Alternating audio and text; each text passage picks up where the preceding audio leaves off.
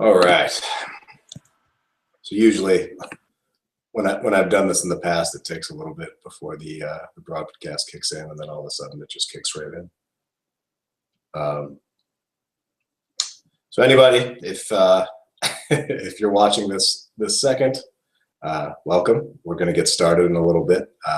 I'm Tyler James, and I'm joined by Jeremy Mello, who is going to be a big part of the ComixLaunch podcast that we're building, and everything that we're doing with ComixLaunch. And he's going to sort of be my my man on the street here, and paying attention to the feeds and bringing extra questions in as they come in. But we've got an action-packed show. We're going to get started in. We're going to go 1 minute. Wait for this broadcast to get cooking. And Jeremy, you want to say hello? Yeah, sure. Hey, everybody. How's it going? This is definitely going to be a good live broadcast. I'll be watching all the questions like Tyler said. So if you want to post them wherever you are, I'll be keeping track. Twitter, YouTube, Google Hangout itself. I'll be there and making sure that we get to your questions once we're through the main part, the first part of this broadcast. Awesome. All right, so I've got a presentation for you guys, so I'm going to get this thing kicked off with that. So let's share my screen here. We'll go down a little tunnel of vortex, and let's do this thing. All right. Well, thanks everybody for tuning in.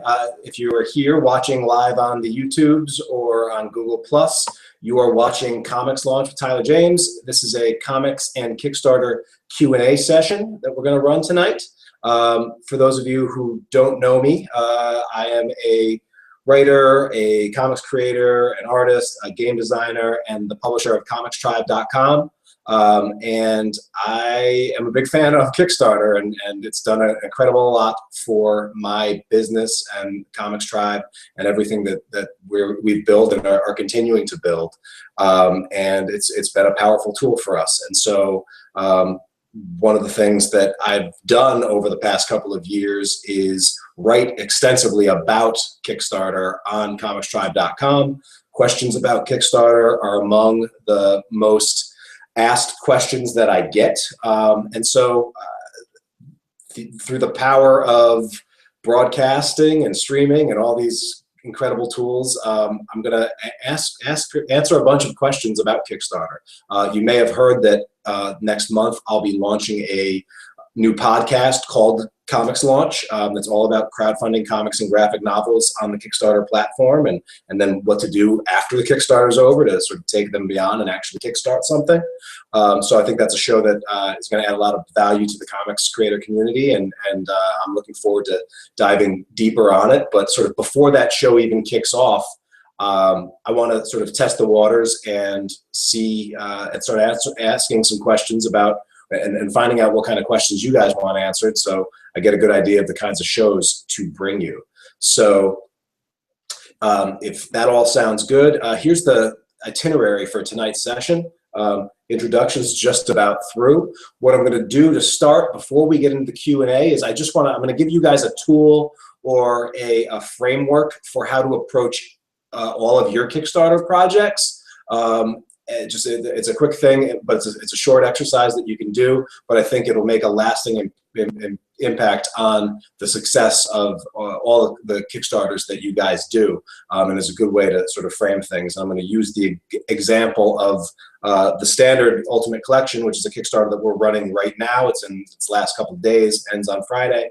I'm going to use that as an example of putting this tool in action. And then we're going to get right into the Q&A. You guys have provided a ton of great questions. Those of you that got your questions in advance, kudos to you, brownie points, because it allowed me to make some slides. So I got some slides for you all, and we're gonna really tackle them. But I'm also going to, and Jeremy's gonna help me pay attention to the streams both on YouTube and on Google+. So if there's additional questions, we're going to try to field as many of those as can. Got a lot planned. Going to try to really get to a lot of stuff today. But it's going to be worth sticking around, or if you have to bail out, come back and watch the rebroadcast for this, because I'm going to talk just briefly a little bit more about the ComixLaunch podcast and how you can listen to the pilot episode of that before it even officially launches. And then I've got some additional resources, and I'm going to save you guys all some money on your next printing job too as well. So stay tuned for all of that stuff. So that sound good to you guys? All right, well, let's get going. So the tool I'm presenting to you guys is this is a tool that anybody that's been in business school or has worked on product teams in sort of the corporate world or even outside of that knows and has seen at some point or another. It's called a SWOT analysis, and fancy terms and all, but really what it is it's a 4-panel grid that asks you to take an honest assessment of your product, whatever you have, and assess the strengths, weaknesses, threats, and opportunities that your project has. And this is an exercise that's going to allow you to think more strategically about your project, and so doing something like a SWOT analysis, even if you just do it on the back of a napkin and take 5 minutes to do it, you're going to make some connections, you're going to make some good decisions about your Kickstarter campaign going forward. So without getting too businessy, let's just jump in and talk a little bit and put this thing in action. So those of you that are coming here from the standard Kickstarter campaign, and that's how you found it. This is a project that is live on Kickstarter right now. We funded in 36 hours. So to that extent, if that's a proof point for you that the SWOT analysis helped, then that's good. But it's definitely been a good campaign for us. I know John Lees, who's the creator that I'm working with to bring this thing to print and fruition, is through the moon with how it's gone, and is very excited about it. And so I want to talk a little bit about what went into making this project a success, and a success so swiftly out of the gate. So again, here's what I have. I have just basically what we saw before: strengths, weaknesses, opportunities, and threats for the standard Ultimate Collection. So let's talk about some of the strengths. Now, for the standard, one of the biggest strengths that we had is that this is a series that was 100% complete. Line art, the series was actually one that John had been working on since 2009, I believe, is when he first started writing the script for it. It was a long path just to get to a first issue that was a black and white first issue, and then he decided it really needed to be in color. And then eventually, once there was a color version, that's when we brought it into the ComixTribe fold, and this is a book that we actually released in the direct market between 2013 and the end of 2014. So it's a 6-issue miniseries, 100% complete. What we were going to Kickstarter for was to do the printing of a nice hardcover collection to raise funds to cover those large offset printing costs. But the great thing about that, or one of the strengths of that, is none of the risks of having an incomplete product were there. And so one of our questions is about this. I'm going to get into more of that a little bit later. Other advantage or strength of the project is that the product itself, the book itself, the series itself, is solid. It's a book that I love. Everybody in ComixTribe loves. Obviously, John loves it. The critical acclaim has been great. John won a Scottish Independent Comics Award for it back in a few years ago. It's been great. Critical acclaim does not always equate to sales success, of course, but we know we have something that's a book that if, when people actually get it in their hands and actually take time to read it, it's a good book. So we weren't worried about that. Another big advantage we have is the built-in ComixTribe fan base. So ComixTribe has been at this. We've been publishing. We've been around since 2011. We've been publishing since 2012, and have slowly but steadily, one reader at a time, one retailer at a time, built up a bit of a network, one comics media journalist at a time, built up a network that is receptive to the work that we've been doing. So, you know, we're not starting from nothing here. And then a corollary to that is that ComixTribe has a Kickstarter track record. This is the 6th campaign that I've actively managed and run. The first one that's been of one of John's properties, but he's drawing on, you know, my knowledge base for what works on Kickstarter, what doesn't work, how to run a campaign, how to, more importantly, how to fulfill a campaign and make backers happy and keep them coming back for more. A point on that and the importance of that. Recently, Kickstarter itself, sorry about that, recently Kickstarter itself did a study where they really crunched the numbers and looked at the data about, and what they were trying to do was trying to figure out what happens when people return to Kickstarter. And a couple very interesting things in graphs that you can see is there's a direct correlation between the number of previous successfully funded projects and the success rate for the next project. So if you had one project under your belt, one successful project, you have a 73% success rate for your next project, whereas the overall Kickstarter success rate for all projects is like 43%. So by having done it before, you've increased your chances of being successful on your next attempt by 30%. That's significant. And look at what happens when you have 5 successfully funded Kickstarter projects under your belt as ComixTribe, as I have in terms of what I've managed. 91% success rate for the next project. So those are good odds. I like that odds. I'm not a big betting man. You won't find me at Vegas much, but I like those odds. You also can see that the average number of backers, as the more projects that you have under your belt for previously funded, the average number of backers trends in the right direction. Weird little dip there on the 4th project. I'm wondering what that's all about. But in the most part, it heads in the right direction. And then the last chart, which I thought was really interesting, but makes a lot of sense if you think about it for 2 seconds, is that comics, of all the categories on Kickstarter, has the highest percentage of repeat projects. So backers come back, so creators that are successful on comics projects are the most likely to come back and do another project. And that makes sense. I mean, comics is built on the serial model, right? You know, and whereas a lot of times games and crafts or technology, these things could be one-offs. Comics tend to be, successful comics tend to be serialized, and so that makes a lot of sense why that would be. So that's a sense of what the standard was working with from the strengths department, but there were some weaknesses. So one of the things that we were dealing with is the standard is not a new property. I think there's some strengths and some weaknesses that by not being new, we do have, you know, critical quotes that we can call back on, or nice things creators or media has said about. But then again, you know, there's what are the challenges of being not new is getting people to talk about it. Or, you know, a lot of ComixTribe's most or biggest fans have already read the standard. So are they going to come out for a hardcover collection? Another weakness is that we've had a lot of difficulty building a large audience for this book.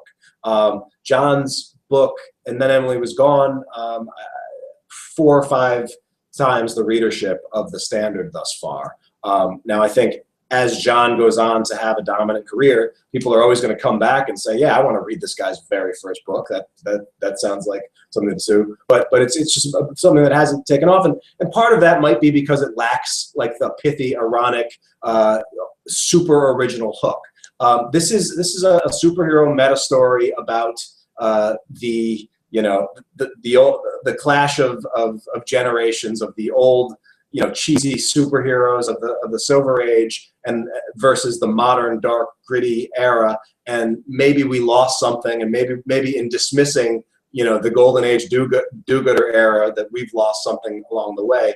It's not something that you can get out and really get the resonance to it without actually sitting down and investing in 2 or 3 issues for the standard. I know I was hooked after the first issue, and I love talking about it as the publisher. And John really has a book here that is going to sit up on my shelf next to Watchmen, Dark Knight Returns, next to Kingdom Come, as one of the best meta superhero stories I've ever read. But getting people to take a chance on that and see that as well has been really difficult. And of the ComixTribe books that we've put out, the standard has been the one that sold the least, at least in the direct market. So that's something. And then third thing is, so we actually another weakness is that I actually had to launch a new ComixTribe Kickstarter account to do this one. Previously, I'd launched Kickstarters under my own name, Tyler James, for the projects that I was directly involved in authoring or writing. But it didn't make sense for me to run this under that campaign, whereas running it under, and I knew coming down the line, having the option for a ComixTribe Kickstarter account just made sense. But what you lose in that is people aren't necessarily following the ComixTribe account, and the ComixTribe account had less of a Kickstarter history as my own personal Kickstarter account. So in a sense, some of that Kickstarter track record, multiple campaign data, I was a little worried that might not translate to the ComixTribe Kickstarter account. From the strengths and the weaknesses, that's really where you craft the opportunities, right? So you'll notice in the Kickstarter video, we did tell you what the book is about, but we put a lot of the onus on John's story. John is one of the most passionate, just dyed-in-the-wool comic book fans who is just, to his core, loves comics, loves superhero comics, loves the genre, the medium, and all itself. And it took him 6 years to make this book with Jonathan Rector and the rest of the team.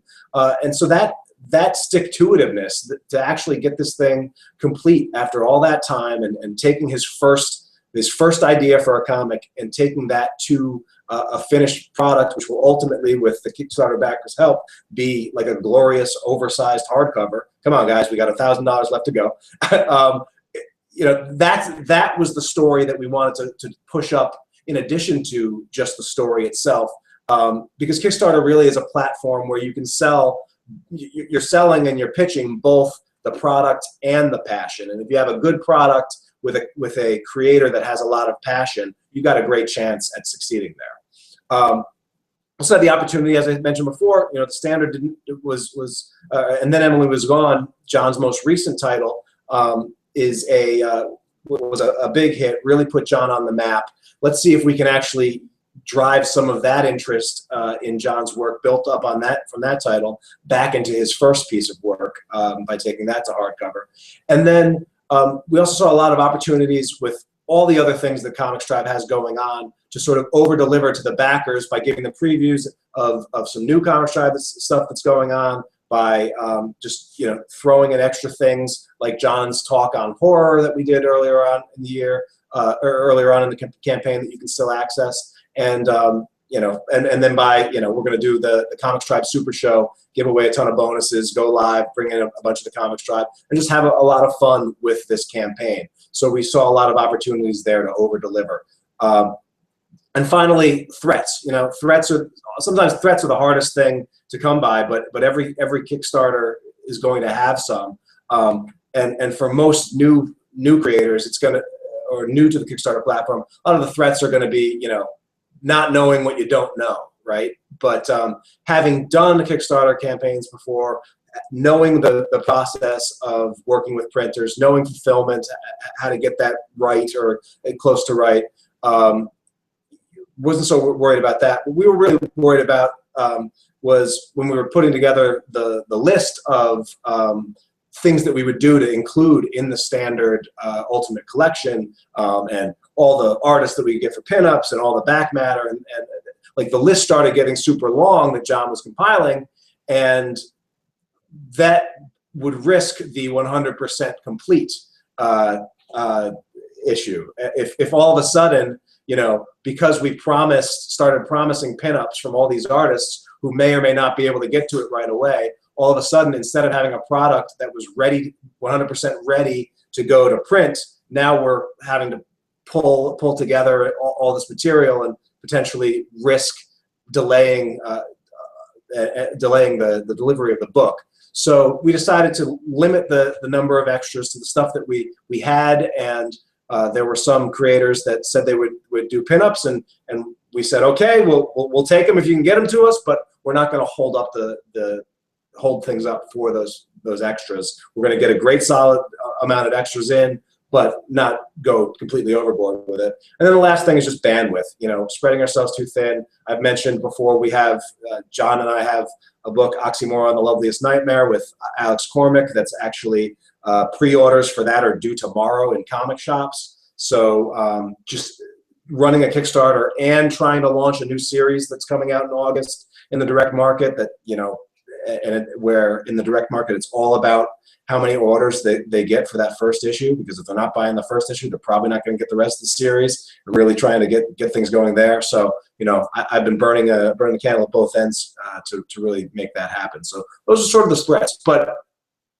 what I want you guys to take from this exercise is that no matter where you are in your career, where you are in your spectrum, your project is going to have strength, it's going to have weaknesses, it's going to have opportunities, and it's going to have threats. I would do them in that order, and because, again, you know, the strengths and the weaknesses, looking at those, taking critical eyes on those, seeing how you might be able to turn weaknesses into strengths, or weaknesses into opportunities, and definitely strengths into opportunities, is a great thing. And, you know, and by strengths, it doesn't necessarily mean, you know, just the project itself. I've got a buddy named Doug who submitted a question that I'll get to later. You know, one of his odd strengths is he's just a kick-ass magician.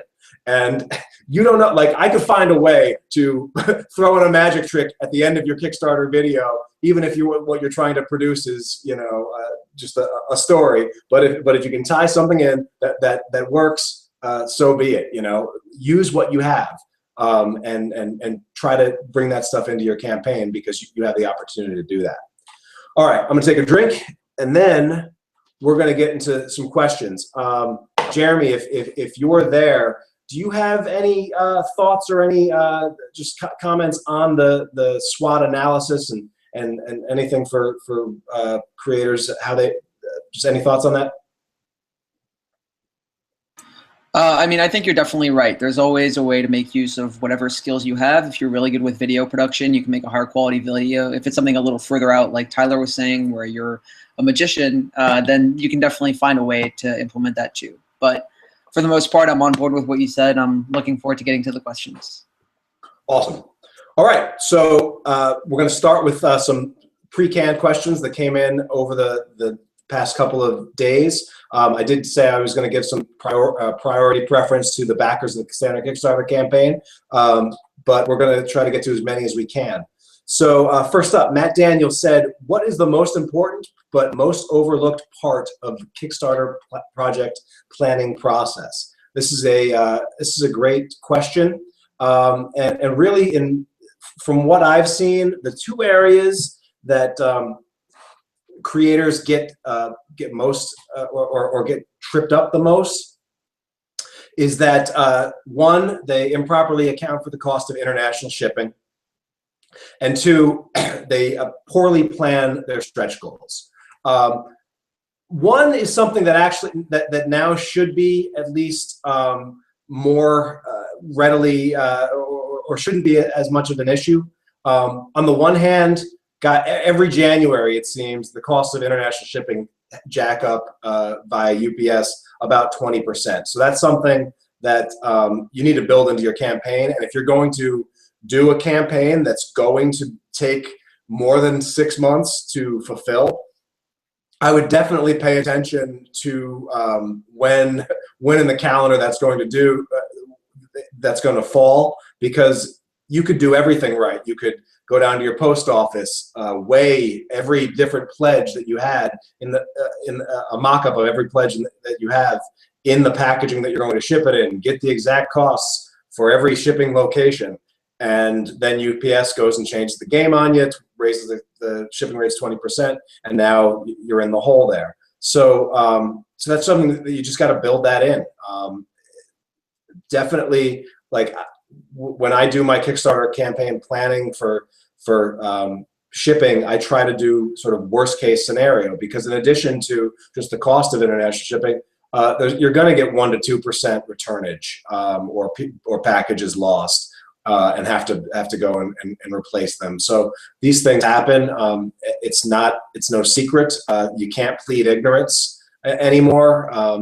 One thing Kickstarter has done, which is a change since 2012 when I launched my first campaign, is they let you set up the shipping costs separately when you're creating your pledge levels. So you can, instead of just building it into the campaign itself or into the goal itself, you can set, all right, Canada's shipping rate on this pledge is X dollars, and for the UK it's this dollars, and oh, well, I have an aunt that I can ship everything in Zaire, so they can actually have a lesser rate. You can actually do all that if you want. So that's one of the things that gets people messed up. And then the second thing is poorly planned stretch goals. I think once the Kickstarter campaign starts going, and especially if you get funded and you start and there's still momentum going, and you see that goal amount start ticking up,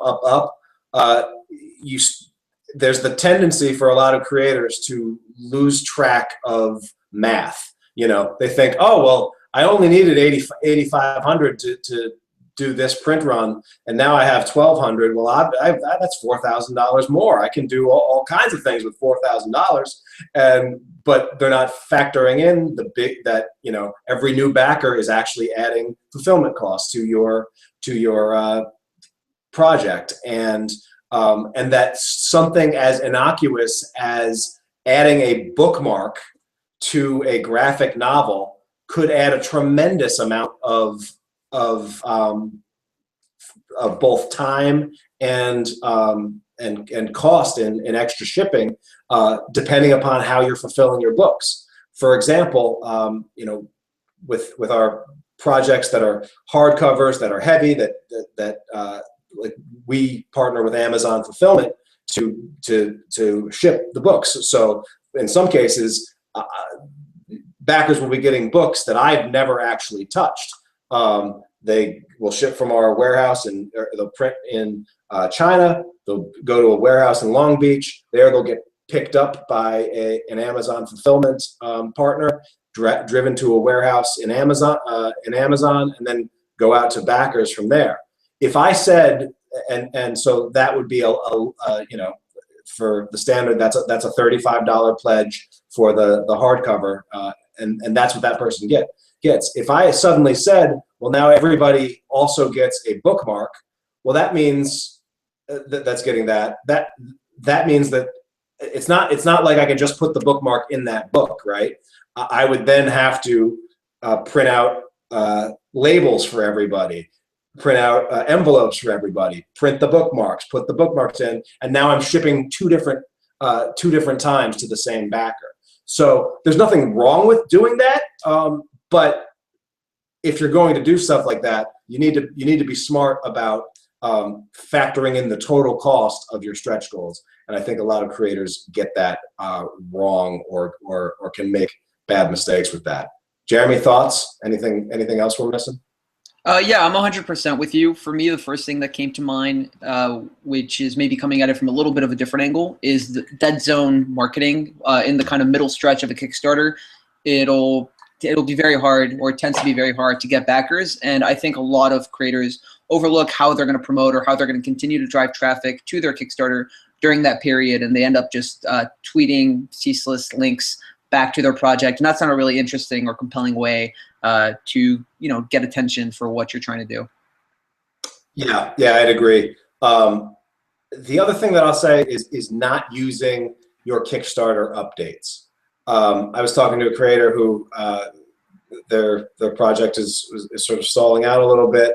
And I went to their page, and it's day 15, and they haven't sent a single update. And I said, "Why haven't you sent any updates?" You know, and they're like, "Why would I send an update? These people have already given us money. Why send an update?" Like, there's a difference between a campaign and an online transaction, an online sale. Kickstarter is not just an online sale. It's a campaign. It's a story, right? And the updates are how you tell the story of the campaign. And in a lot of ways, your backers, people that have already, you know, with both dollars and energy, have expressed an interest in your campaign, are going to be the best advocates for your campaign going forward. And so I think too many creators are looking outside and just flailing to try to get people to pay attention to them, when instead, you know, start loving on your backers. Find ways to over deliver for the people that have already given you both their money and their attention. And good things are going to come from that. Yeah, absolutely. And I think also that your backers can also be like a great way to drive that traffic. And you want to, you know, be feeding that relationship in a positive way. Yeah. So definitely use your updates. I mean, I try with update strategy.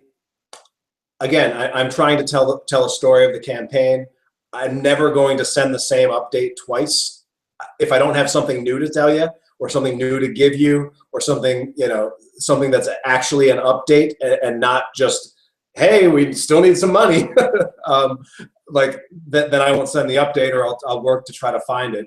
And one of the great things about Kickstarter is that you can always go back and find campaigns that worked really well, and go back and look at the campaign history and look at the updates, look at how they use them to tell the story of the campaign and to keep backers engaged throughout the dead zone. That's, you know, the great thing about the Kickstarter platform is that it's so transparent, and there's so much, the data is there for you guys to see and to model off of.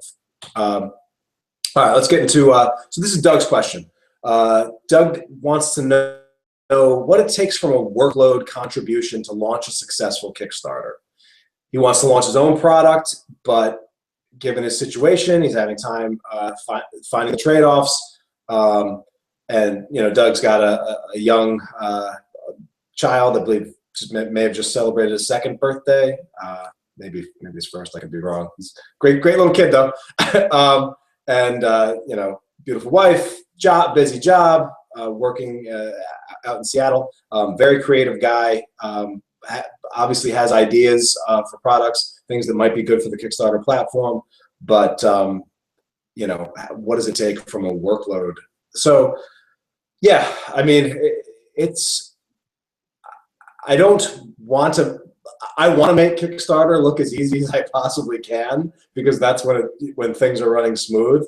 But you know, I'd be lying if I said any of this stuff is easy or that it's not time consuming. You know, I probably put in, for just planning this Kickstarter, and you know, and this Kickstarter, this isn't a Kickstarter that, you know, the book was already completely done, right? So we're not worried about creating the product itself.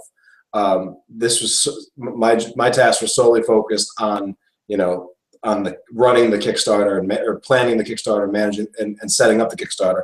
Probably spent about 40 hours total in the lead up to, and the planning and in the pre-planning. That's setting up the page.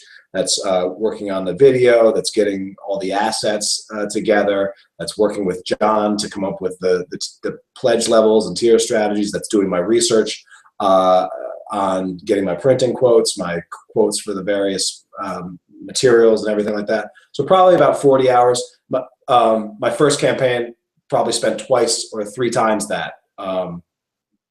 And just again, that was because I wanted, also because I was doing it for the first time and really getting, and I wanted to make sure that I was doing it right and was learning a lot.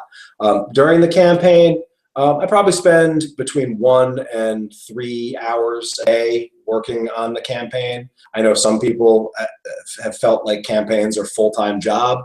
I've never had that experience, but I think a lot of that is because I did a lot of the prep work in advance. And so most of what my time or workload during the campaign is waking up in the morning, figuring out what the update's going to be and what new wrinkle we're adding to the campaign, whether or not we've got a new pledge level, a new something that we just unlocked that we got to give to the backers, or to come up with ideas like doing this live Kickstarter thing as a part of the campaign. So that's sort of what goes into running it during the week or during the actual Kickstarter campaign. A lot of times during Kickstarter campaigns, you'll have to add in, there will be opportunities for doing press. So I've done a couple interviews and podcasts with John. John's done a number of interviews just to drive traffic to the Kickstarter and build awareness for that. So you sort of got to be flexible as well if those opportunities come up. And then fulfillment can take, again, anywhere from 20 to hundreds of hours, depending upon how big your project gets. There are a lot of ways that you can slim that down. As I said, Amazon fulfillment has been a complete game changer for our business in terms of making it so I don't have to actually touch every single book that gets to every single backer. Yes, some of the higher level pledges will have to actually get that personalized touch and be hand packed and shipped, but we price those accordingly. So that's sort of what goes into it. Now, there are plenty of Kickstarter projects that have been successful that do half or a third or less of what I've actually done. But there's a certain bar I've sort of set for myself, and a certain and I'm also using the opportunities of Kickstarter to try things out and experiment and create content for ComixTribe.com so that I can share with backers and say, hey, this worked, this didn't. So that adds, and then I also do, I will be honest, by having some success and by being one of the thought leaders, I guess, in the comics and Kickstarter space, I do feel a certain sense of pressure to, all right, what's this guy going to, how are you going to top the last one, or is the chance of failing going to be higher? So you feel under the spotlight a little bit more, and so you want to make sure that you execute.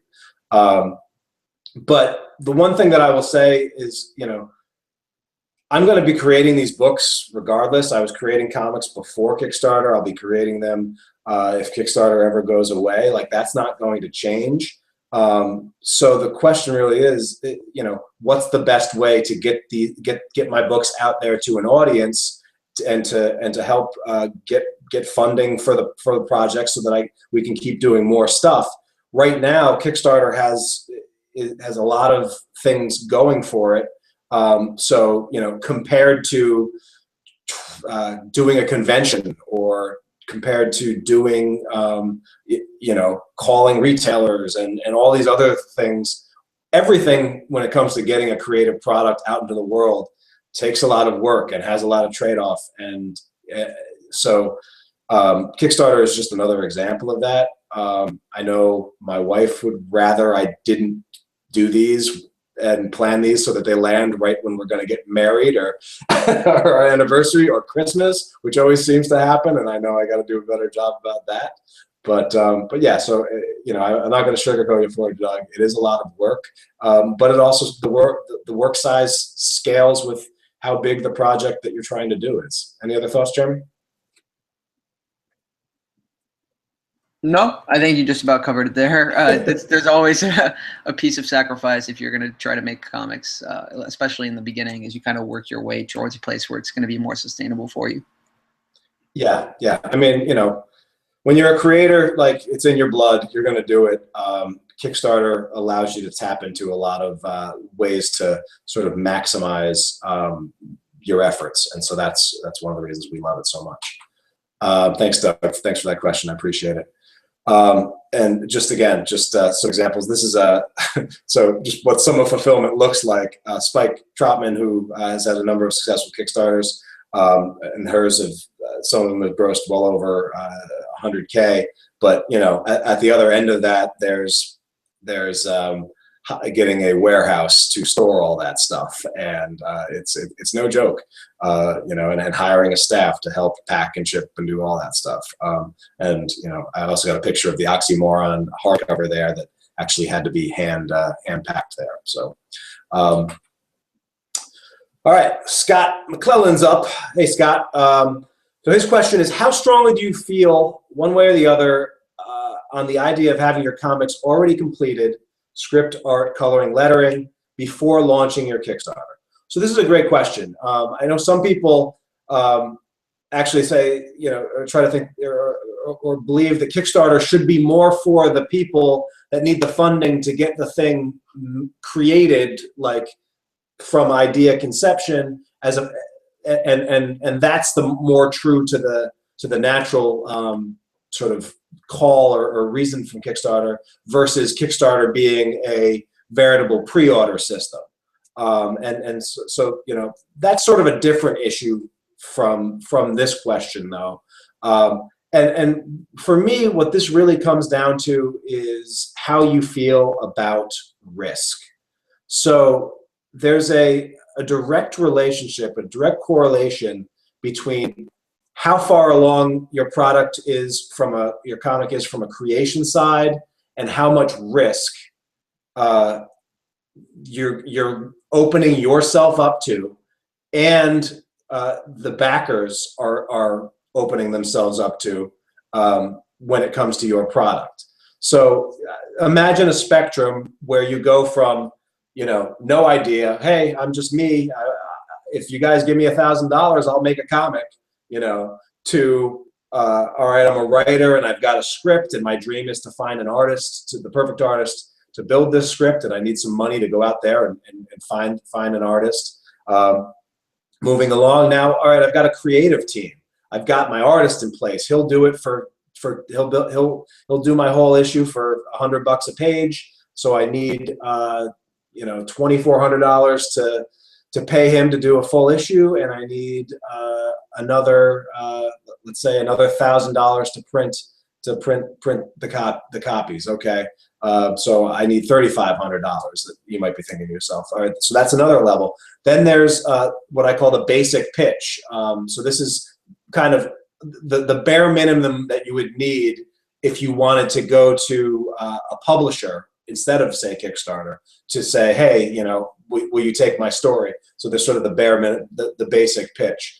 Then the next level up, and you can just sort of move on, is line art complete. All right, I've got all the, maybe, and you've seen Kickstarters like this where they've got all the inks done, and what they're trying to raise money to do is to color it and then to print it.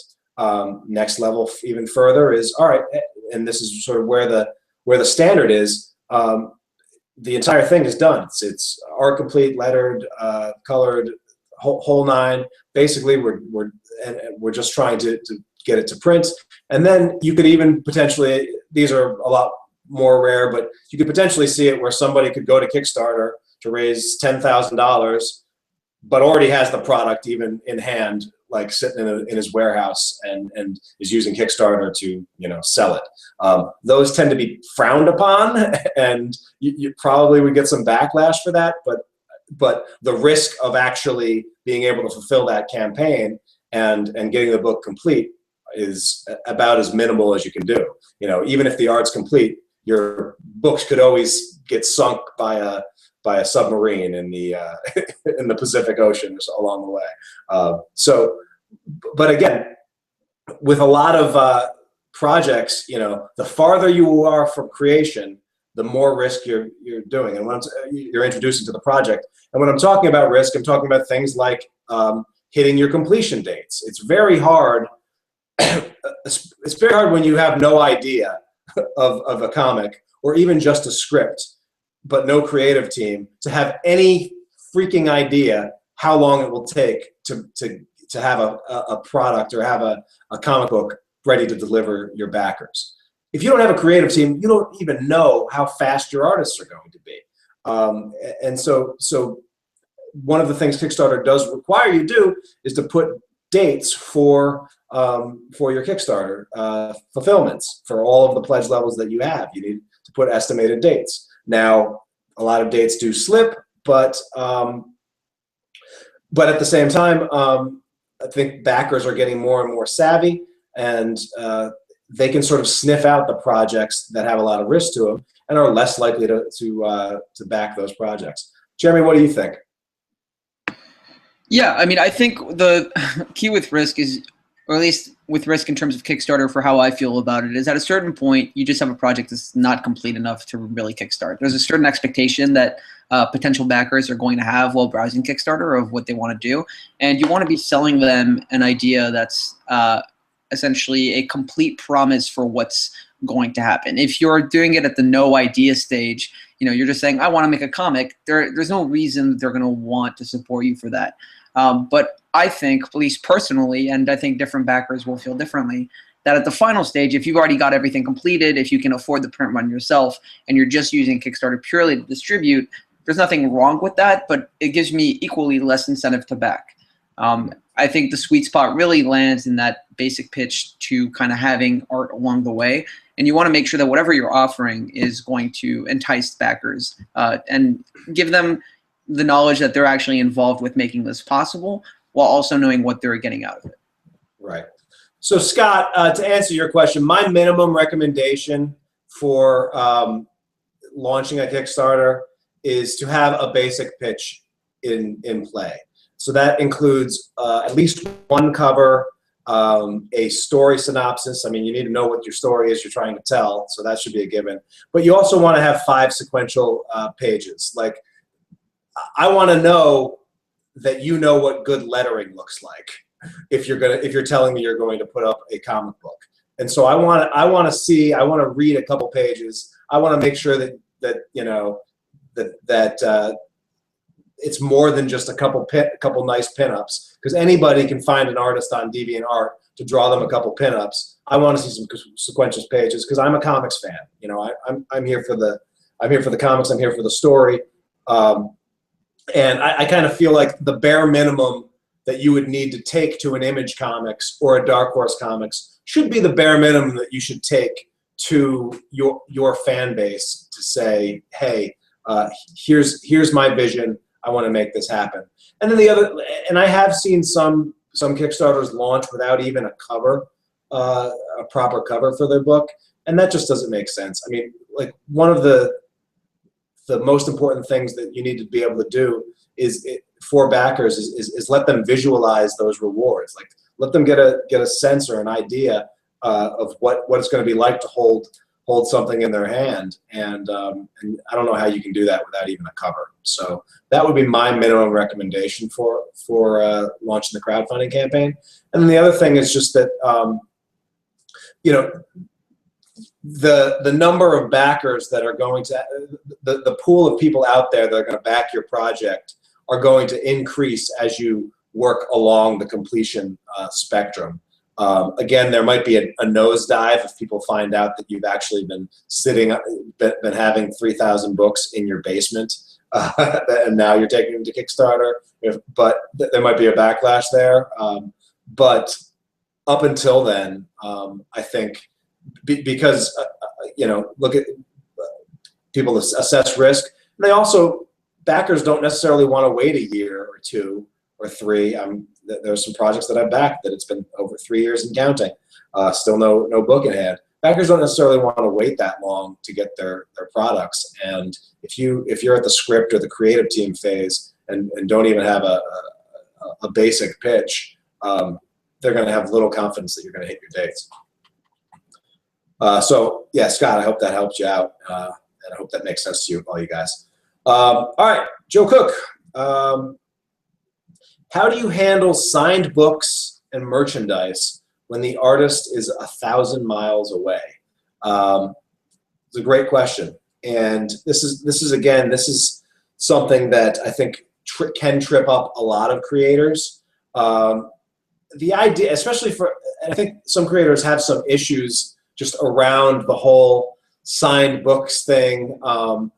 You know, a lot of times people will come up to me at conventions and they'll buy a book, and I'll ask them if they want it signed, and they'll say, oh, how much? And I tell them, the book's free unless you want me to sign Stan Lee's names. I charge if you want me to forge Stan Lee's thing. But you know, it's an honor to want a signed book, and so we may have a problem ascribing a value to that signature, but when a signature on a book is going to add significantly to the fulfillment of that reward, that's something that you need to work in or work into the pledge. So for example, so there's a number of different ways you can do it. So the standard Ultimate Collection, here's how we did this. So the regular version of the book, as I said before, $35. That book is, from a fulfillment side, is going to go from, again, printer in China, warehouse in Long Beach, directly to a fulfillment center in middle of America at Amazon, and then directly out to backers. That's the base $35, that $35 pledge. I'm not going to touch that book. John's not going to touch that book. Jonathan Rector, Canada, we can't touch that book. We do know that there are backers that want that premium, want that signature, want that extra piece there. And so what we're doing for that is we're doing a campaign exclusive book plate that we're only printing up these for the campaign. And what I'm going to do is, these book plates are essentially sort of 4x6, so relatively small and compact. And what I'm going to do is I'm going to mail all. They'll come to me. I'm going to number them. I'm going to mail all 250 of them to John Rector, who lives in Canada, and John's going to sign them, and then he's going to ship them back to me. And then in October, I'm going to pull John Lees aside from during the New York Comic-Con, and John's going to sign them all, and then we're going to ship them all out to backers, along with the print packs. So the $59 pledge, these guys are going to get the book. That'll come from Amazon, and the book plate, and the 3 11x17 print packs or print selection is going to all ship together from ComixTribe. So we built in for that. We built in a premium on top of the book. And also at a higher level. So now that there's a higher level, we do have the standard Legacy Edition pack, which what that comes with is, it comes with a sketch in the book, and a sketch and a written story in the book. So what's going to happen is John's actually going to, John Rector, the artist, is going to do these sketches on these special sketch plates that we've made. John Lees is going to write or print the story, an original short story, on special paper, and we're going to then paste those into the golden edition of the standard book. So that will actually be done in-house, but we're only doing, I think, like this set is only limited to 10 backers. So again, we're pricing it accordingly.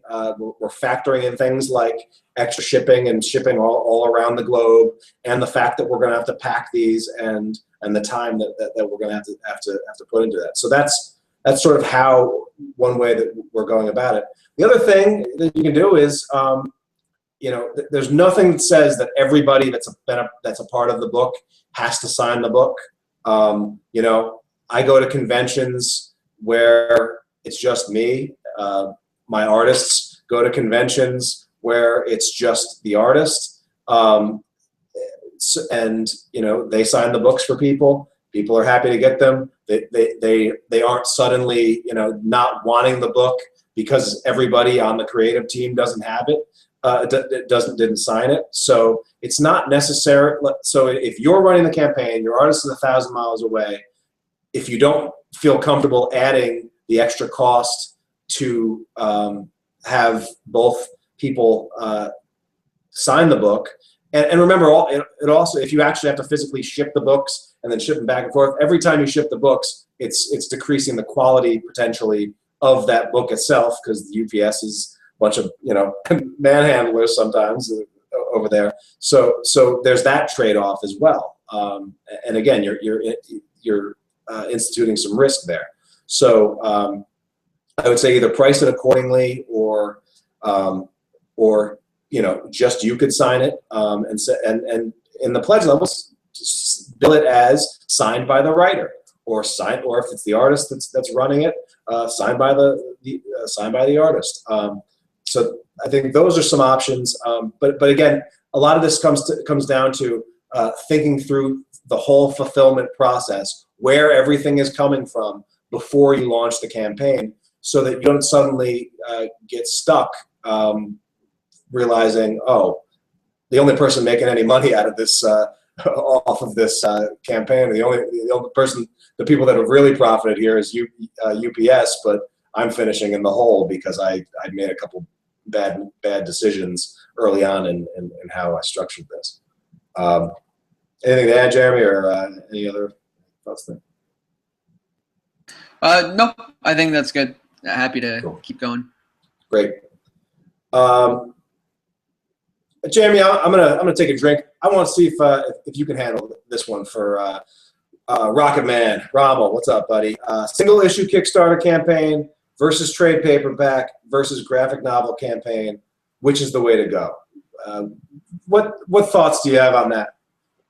Yeah, so the first thing that comes to mind for me is instantly the kind of ability that you're going to have to price your rewards. If you're going with a single issue Kickstarter campaign, the standard price would be somewhere around $10, because the fulfillment is going to cost you so much, and it's going to cost you so much to print those, even at higher units, when you're doing something so small for a Kickstarter, unless your goal is really to do a larger print run. $10 tends to be where I find you wind up. Versus a trade paperback or graphic novel, you'll be pricing closer to $25, and that's much closer to what backers would pay regularly for those products than they would for a single issue campaign.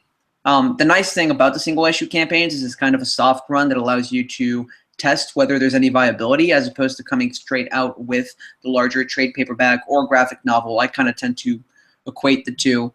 But I'm a huge fan of going with straight to the trade paperback. Keep your single issues digital.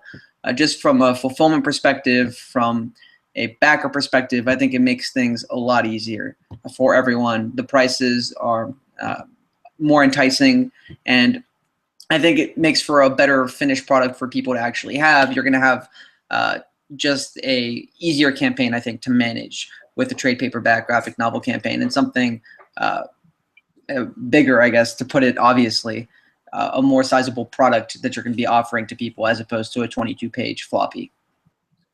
Yeah, I mean, I think part of this is well, what do you have, Ramo? If all you have is 24 pages, it may be a bit of a stretch to get to that trade paperback, and you may choose not to wait until you have the whole thing done before even getting it out there to the market. A lot of this, one thing that I wanted to just pull up to sort of talk about this is just to get a sense of, these are the stats, right? So this is Kickstarter, just pulled it off the page today. And you'll notice that 73% of all Kickstarter projects that are successful have raised $999 or less, or excuse me, $9,999 or less. So the average, and I think probably most of the Kickstarters are in between the 1K and the sort of 5 to 6K. I'd even say so. So by saying that you're going to do like a hardcover, right? Like you're going to need at least 10K in most cases to do a hardcover and come out all right. That is putting you in, the top 25, 27% just by saying you have to raise 10K. It may be tough to do on your first outing if you don't already have a big following. And so, there's been plenty of examples of creators out there. Joe Martino is one of them, who he did The Mighty Titan, which is a 5-issue miniseries, and kickstarted each issue, right? And kickstarted them in singles, and then I believe he also he may have already kickstarted the trade collection or the volume as well, or may do even come back and do a hardcover collecting the whole thing as well. So that's definitely an option, and it sort of allows you to build momentum. And remember that chart we saw earlier about your success rate going up the more successful campaigns that you have. So it may make sense for you to go with a small goal and win and get successful and try to build from there, rather than waiting to go for a much bigger goal that, if you don't have a built-in large platform already to sort of springboard off of and launch from, 10K might be a bridge too far for most creators on their first go.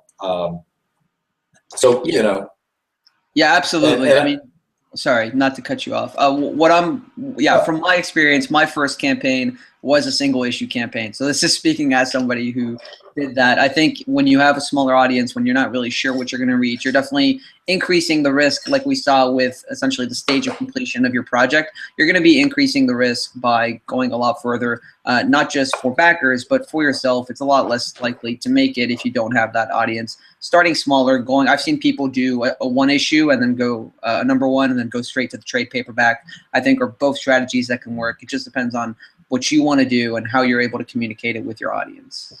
Yeah, and I put up Joe Mulvey's Scan the Ultimate Collection up there.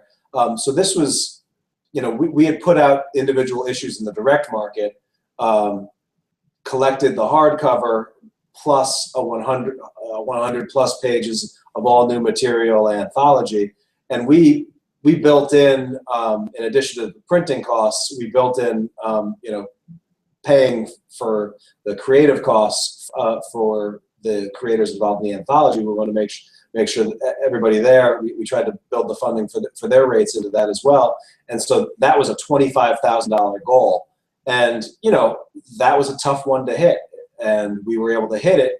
That put us in like the top 10% of all comics Kickstarters in funding by even just going after that goal.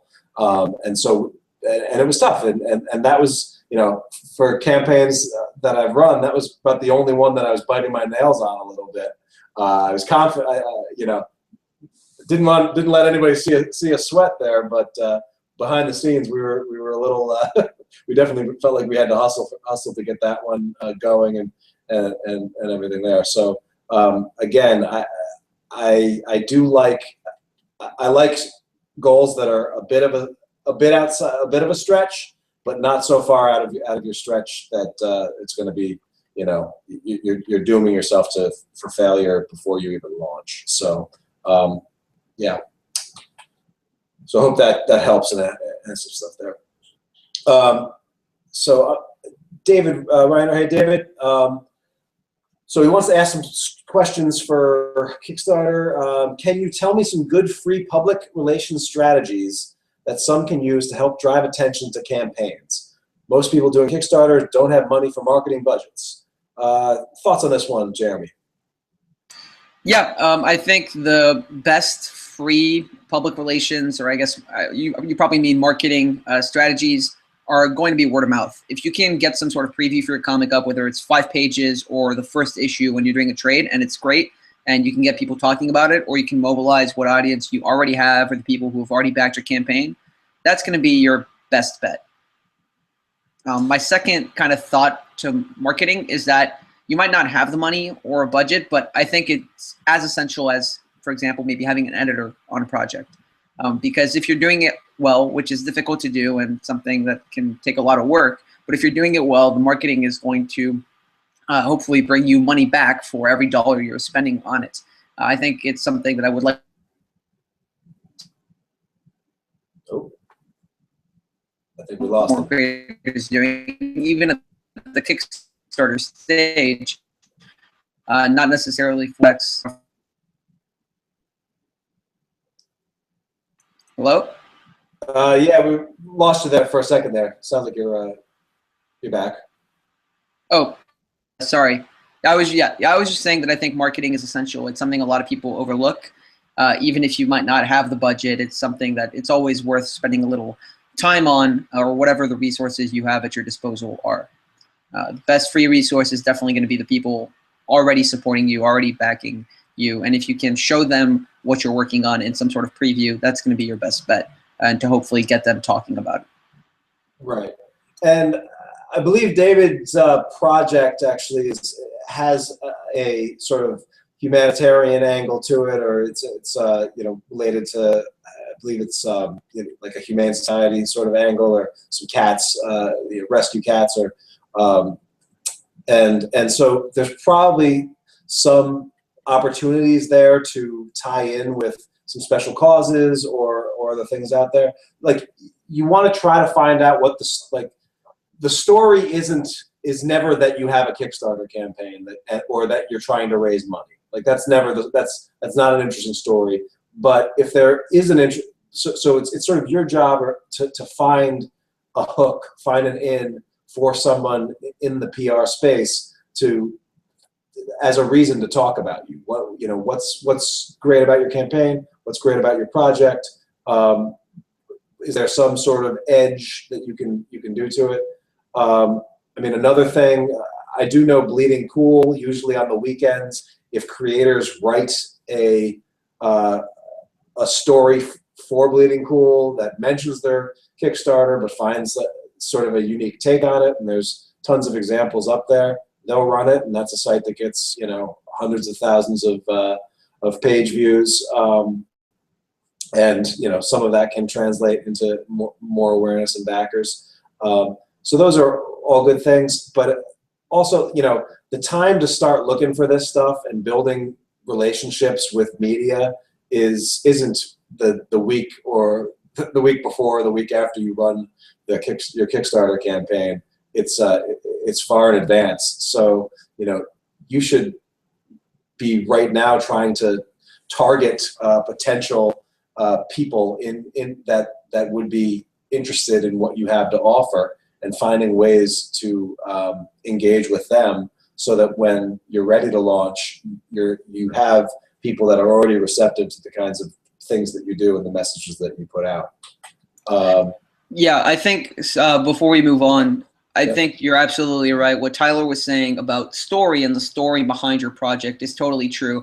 And it can take different looks. If you remember in a non-comic project, the Potato Salad Kickstarter, regardless of our feelings on it, was able to draw up a lot of attention, and there was kind of a story, a meta story around that Kickstarter about the kind of flippant idea behind it that helped drive a lot of traffic. Looking back to comics, Joe Martino, with the Mighty Titan that we were just looking at, there's a whole cancer element there, taking from his own personal experiences with cancer. Part of the funds he was raising went to support cancer research and things like that. Even more recently, there was a comic Kickstarter Super by Joshua Todd Crowther, who he set his goal at $3 and, you know, raised, overfunded the most relative to his goal than anybody else, and ended up getting covered on Bleeding Cool for it. Yeah, he used the fact that he sold it as the most overfunded book in Kickstarter history, looking at the percentage, and the most overfunded comic. And again, you know, it was just enough of a hook to get, and it was, you know, factually accurate, and so it got him some extra looks and some extra coverage. Don't expect the media to do that for you, though. Don't expect them to find the hooks. That's something that's your job. You need to become savvy about knowing what the story is that is going to serve their audiences, and figuring that out. But yeah, it's an art. So one questions that I've gotten talking about are, should I advertise my Kickstarter on Facebook? Now, Facebook advertising and Facebook in general, I hear there's a lot of there's multiple camps, and I know a lot of people have figured out that you get people to your Kickstarter page, they like your Kickstarter page, you post to your Kickstarter page, and maybe 1% to 2% of the people that have liked your page are ever going to see that thing you post. And then you get mad and say Facebook does not work anymore. And oh, this is ridiculous. Why should I have to pay to have people that like my page see my stuff? So that's one way to look at it. And I know a lot of creators have just tossed their hands up in the air and said, Facebook isn't worth their time. And that's definitely one way to look at it. The other way to look at it is the fact that I think people that are in the marketing space are moving products have realized that right now Kickstarter advertising is the single best advertising and most powerful advertising tool on the planet, and are having unbelievable success there, and are having incredible return on investment on Kickstarter. David mentioned, well, we don't have an advertising, but we don't have a marketing budget. Well, I don't know what my marketing budget should be, and but the way people that market for a living look at things is they think to themselves, well, if I put quarters in and I get dollars out, well, what should my marketing budget be? The answer is you put as many quarters into the machine that's giving you dollars until they stop giving you dollars, right? And so in a lot of ways, Kickstarter can do that. Now, advertising on Kickstarter is also a tremendous way to lose a ton of money if you don't know what you're doing, right? If you do know what you're doing, you can have a tremendous amount of success there. I honestly, admittedly, don't really know what I'm doing, but I've stumbled upon some pretty impressive results here and there. And I'm enough so that I see the power of it, that it's something that I've been working on and I've been trying to do trainings on. I've been just experimenting with my own self and putting some skin in the game, putting some dollars in the game, and having some success with it. And just to give you a sense of what it looks like when it's actually kicking ass. So this is a book, the children's book that I produced with Greg Murphy and Jason Charamella last year, C is for Cthulhu. This is an advertisement that I created. I basically took the picture you see there is a picture that was posted to our Facebook page by one of the people that backed our campaign. Just a tremendous little picture. And I turned it with their permission into an ad that also includes the book itself. I've got the headline, "We have the perfect book for your little monsters. Click for a free copy." This takes them to a page where they can download the digital copy of the book in exchange for an email address. And you'll see this has reached 88,256 people. More impressively, we've gotten 5,633 likes, and even more impressively, 546 shares. Every one of those shares is considered organic reach, meaning I might have to pay to get it in somebody's feed, but if they go and tag 3 of their friends in a comment, which hundreds of people did, then you don't have to pay for any of those shares, because this is an ad that Kickstarter deems that people want to see, so they put it in people's feed. And again, just a clip, like the comments thread runs several pages down with that kind of reach, and just just tremendous engagement on this ad. And that's engagement. What you're seeing there is the little the light orange bar is what was organic. The red orange bar is stuff that I actually had to pay for, but I was getting like 3 cents per engagement, and reaching a ton more people than that. So this was something that was clearly a good investment. And just to give you a sense, this is not a Kickstarter advertising, excuse me, a Facebook advertising training by any stretch of the imagination. But the reason that I'm able to get such engagement there is just the level of detail that I can target my audience with, right? So I can go after people in the United States. I can pick where I want to target. Their interests are H.P. Lovecraft, parenting, or Cthulhu. They buy children's products. They buy stuff online, and they buy books. I can pick an age range, and I can determine where their feed. And you can even go even more detailed in terms of demographics and segmentation. It's just baffling how much data. It's a little scary how much data Facebook has on people, but you can use that. So again, this isn't meant to teach you how to do it, because I would need a lot more time and a lot more coffee to do that, and a lot more training. I'm not an expert myself, but I've seen the power of it. Trying to use it better, it's something worth looking into. All right. Before we get to the, actually, I'm going to get into this. Jeremy, would you mind just taking a quick look at on the feeds to see if we have any questions or any questions we want to get yeah, to? I've got a few. Okay, let's do a speed round. Okay. And then I'm going to tell you where you should put your books, and we'll wrap it up. Yeah, what do we have? Sure. So Chris Garrett asked, what is your opinion of doing a single Kickstarter to fund 2 complete editions at once? From what I can tell, these complete editions are separate books. They're not the same IP. But he's asking about doing one larger Kickstarter for both of them together, or 2 smaller ones, individual ones for each print run. 2 smaller, no question, hands down. Focus. Kickstarters, that Archie Kickstarter. I mean, what should the Archie Kickstarter have been, Jeremy? Yeah, I mean, the Archie Kickstarter tried to launch 3 series simultaneously. My recommendation was for it to focus on just one of those series, one which had the most promise, which was their Life with Kevin series, and then to build off of that success with each individual series coming with a later Kickstarter afterwards. The kind of focus, you can't really put a price on that. It really organizes everything, and it's a lot easier for backers to understand what you're trying to do, and incentivize them to back your project, because maybe they'll want one of your books, but they won't really want the other.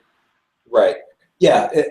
Again, you got to put it from a backer's perspective, from a stranger's perspective. They're going to spend, like, the average person is going to spend like maybe 8 to 10 seconds on your page unless you grab them. And if you're throwing 2 high-level concepts at them, that's one too many. Every time, just about every indie imprint that I see that tries to launch a whole imprint and a whole line of books instead of just a single title comes up short, or comes up shorter than they would have doing either or. And you may think that you're adding more value, but what you're really doing is just muddling the waters and giving, and making people make essentially 2 decisions. Do I want both of these books, or do I want, and if I don't want both of them, maybe I don't want any of them. So yeah, I would break it up. There's, as you can see, the success rate, you have one success, and then you build off that other one a few months later, after you've proven that you could fulfill it. I think that's the way to go. What else we got? So Terry Lee Barrett asked, what are the best premiums? And I think he's talking about premium rewards. And he asks specifically, are T-shirts good premiums? T-shirts are not great premiums. T-shirts are decent to include, but the margins on T-shirts are relatively low unless you've got a guy. You know, Joe Mulvey during the Oxymoron campaign worked at a T-shirt a place that mass-produced T-shirts, had all sorts of deals, and so, you know, we got our T-shirts for that campaign at like $4 a pop, and, you know, a T-shirt can command $25 to $30 for people pledging. So those are great margins and add a lot of actual profit, or that can go to fund the book and things like that. But since Joe has left that to work on comics full time, and without those connections, you know, T-shirt prices that we get, you know, plus fulfillment are more like, you know, $13 to $18 potentially.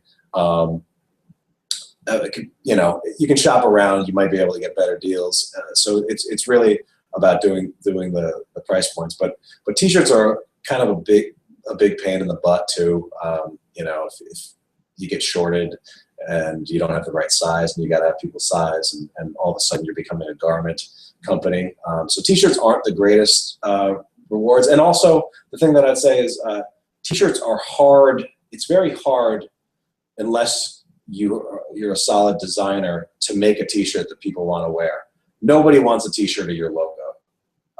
Nobody wants it. Like, T-shirts are among the more personal things that people have. You know, T-shirts are a statement about the person wearing them. They're not meant. T-shirts that work aren't going to be walking billboards for your book.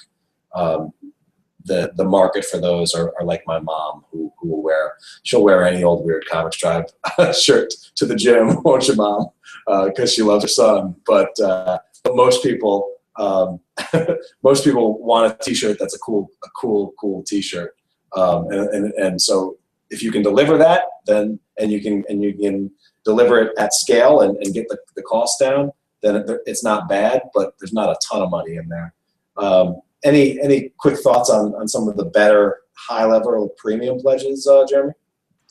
You know, I'm a huge fan of stuff that isn't entirely scalable. So, for example, T-shirts, you could just, I mean, there's a lot of complications, as Tyler mentioned, but it's really easy to just print more of them, cost aside and everything else aside. I really like the kind of personal touch, a phone call with the backers, or a video, a handwritten letter, stuff like that, I think goes a long way. It takes a lot more time, but I think that's one resource that can be really valuable if you have an audience that's going to be interested in something like that. I think we put a lot of pressure to make things as efficient as possible, but some of the advantages of being smaller is that we can use those inefficiencies to our advantage and provide the kind of contact and connection that a lot of bigger organizations or even bigger Kickstarter projects really can't. Nice. Sweet. And then one last question that ties right into what we're about to cover, which is from Gregory Giordano, who asks, best advice on printers. Should I print overseas or domestically? What are the pros and cons for each? Awesome. What's up, Greg? Yeah, so still working on our printing recommendation guide. I've been working on basically a question that's going to answer just that. A lot of times printing comes down to a number of decisions. How many are you going to print? What are you printing? Are you printing a floppy, a trade, a hardcover? How fast you need it? You know, do you need it next week, or is next month, or in half a year? So there's a number of things that go into that decision. Generally, the rule is 500 copies or more. You're going to be wanting to do an offset print run. It's sort of about the same, or a coin flip when you're talking around 500 copies. But as you start getting above 500 copies, you might as well do an offset print run. The most economical offset printers, almost all are overseas. But what you can do, I know a lot of people think, you know, printing in China, that sounds scary. I don't speak Chinese.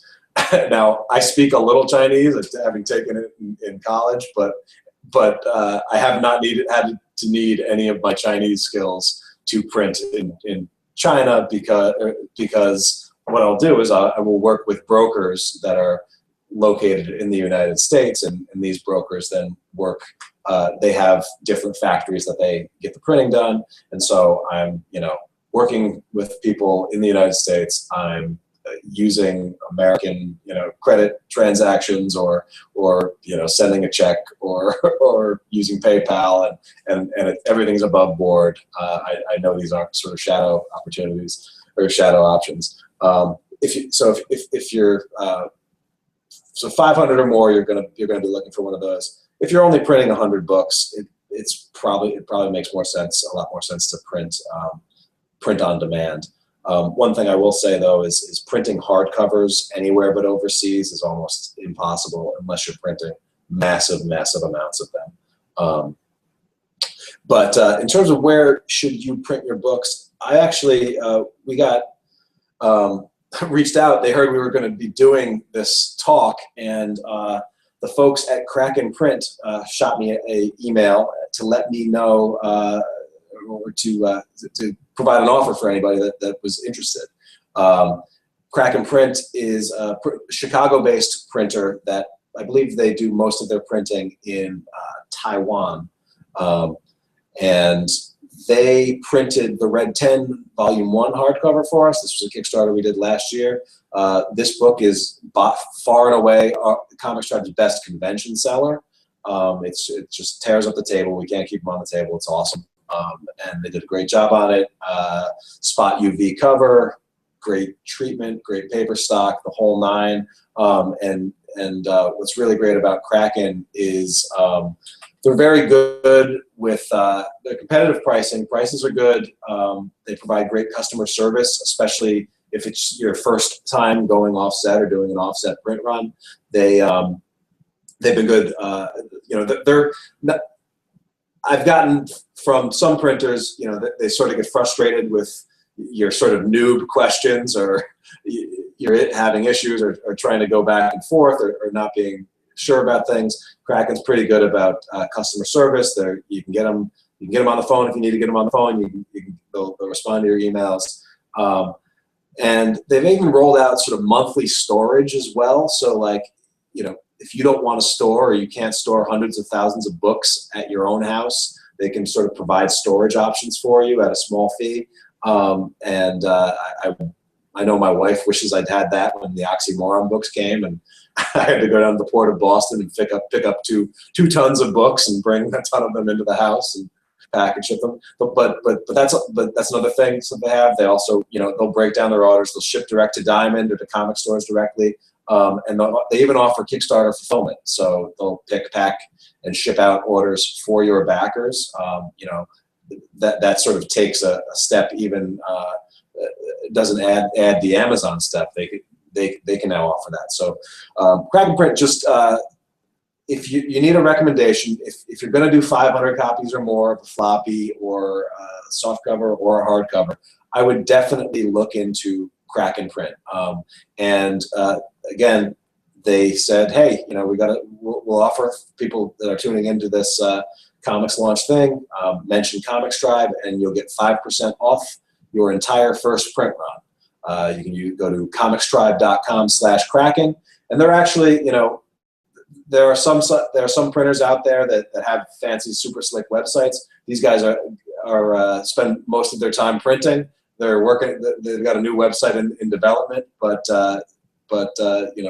again, I can highly recommend Kraken Print, and you guys can get 5% off if you mention ComixTribe when you go over there. 5% off of the $13,000 print run that was scam would have been $650. So that stuff could add up. And I said on Twitter earlier today, I was gonna this thing was gonna save you guys at least $100 if you use that code on your print run for your Kickstarter projects. I'm pretty sure you'll save at least that much. So there's a recommendation. Again, I've used all sorts of printers. Happy to talk about other ones, and I get recommendations sent to me as well. And so if you have a printer you love, send that along. But give Kraken a try, and I think you'll be pleased with what you get from them. Other thing I want to say as we get close to the end here, we went a little over, but I hope we delivered a lot of value for you guys. If you want an advanced listen to the ComixLaunch podcast, this link right here should be live, comixtribe.com/ComixLaunchPod, and this will take you to sort of the zero session where I set the table for what the ComixLaunch podcast is all about. You've probably heard enough of me talk for one night, but just bookmark this URL, go back and listen to it when you can. And I hope you'll continue to listen when the podcast goes live officially coming up soon. So for additional resources, just 3 I'm going to recommend. Obviously, ComixTribe.com. You can just go to the site, plug in the search bar keyword Kickstarter, and there's going to be a bunch of articles, a lot of them from me, plenty of guest articles. I particularly love the Wes Locker article about the agony of the ecstasy, how he basically had a failed Kickstarter and then a successful Kickstarter within days of one another for the same project, and just, mistakes he made on the first one that he corrected in the second one rapidly and made it work. That's a great one. Also, as you're waiting for the ComixLaunch podcast to get going, if you haven't checked it out already, check out the Funding the Dream podcast with Richard Bliss. This is available on iTunes. I was a guest on there on episode 71 and 186, and this is sort of the most widely listened to Kickstarter podcast, and it's a great show.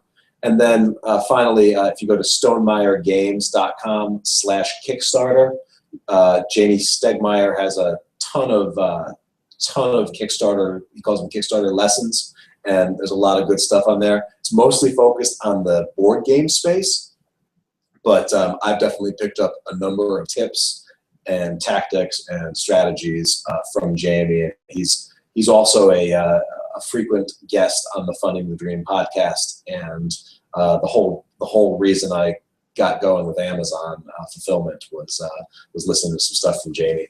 And that's made a huge difference in my in what ComixTribe has going on, and the fact that I can get through fulfillment and still have a smile on my face. And so I want to pay that forward there. And then the last thing I will say is, if you need more personalized Kickstarter help, I believe there's still a couple packs left.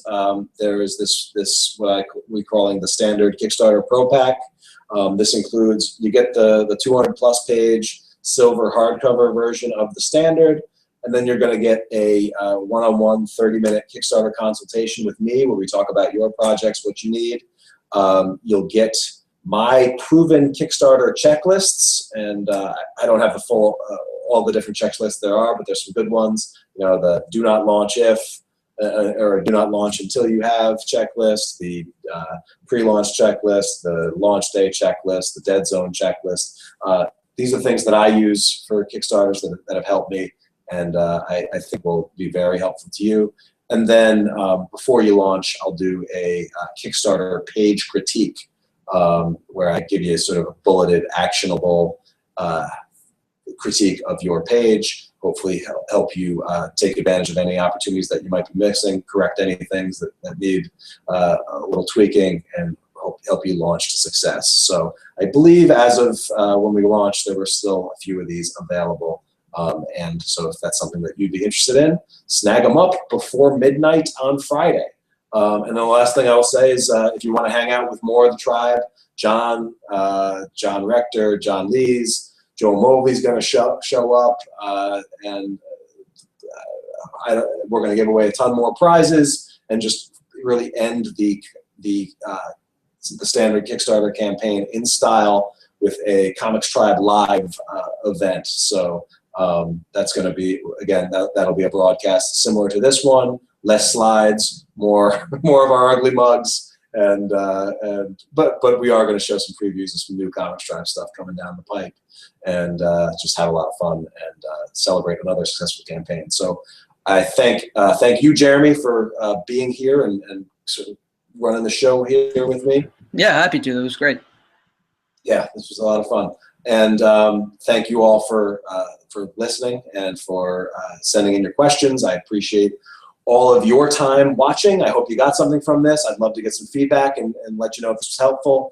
And if there's anything that I missed, keep those, use the hashtag ComixLaunch, and we will hopefully get to everything on the podcast going forward. And who knows, down the line, we might do another live Q&A like this as we get closer to the podcast launching or after the podcast gets going a little bit. So thanks again for your time, attention, and all that. We love you, and good night. And now I got to figure out how to exit out of this sucker. All right.